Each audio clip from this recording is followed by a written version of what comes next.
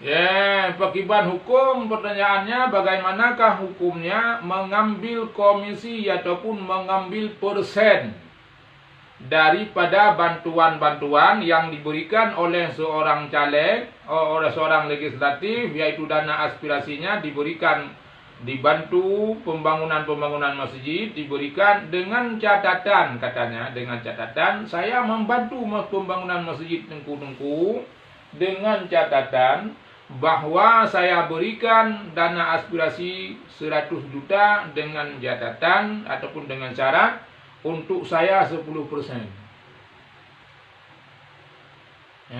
Bagaimanakah hukumnya? Yang hukum yang seperti itu hukumnya adalah haram. Tidak boleh. Dalam negara termasuk itu adalah korupsi. Dalam agama itu termasuk khianat.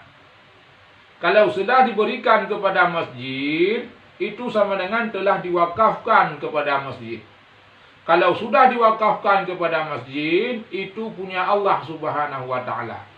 Tidak seorang pun berhak memberikan kepada orang yang lain.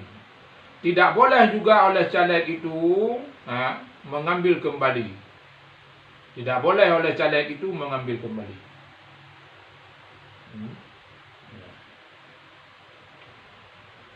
Tidak boleh. Hanjut. Hanjut cok. Hanjut cok. Tidak boleh mengambil kembali. Dan oleh panitia pun haram memberikannya.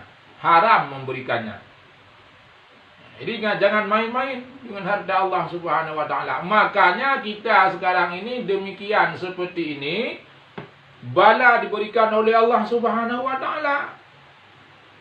Sudah mengambil hak yang bukan hak kita.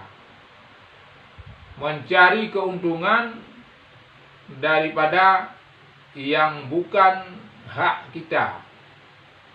Kita duduk sebagai lembaga legislatif yang sebenarnya tugasnya adalah untuk mensejahterakan masyarakat. Akan tetapi bukan itu untuk memperkayakan diri. Perkaya rawa.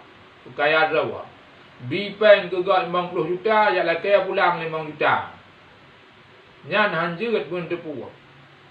Disambar petir kalau ada yang mengambil demikian. Tidak boleh. Itu hak Allah. Panitia pun tidak boleh memberikannya demikian. Demikianlah. Dapat dipahami. Jangan diulangi lagi. Demikianlah. Wallahu a'lam.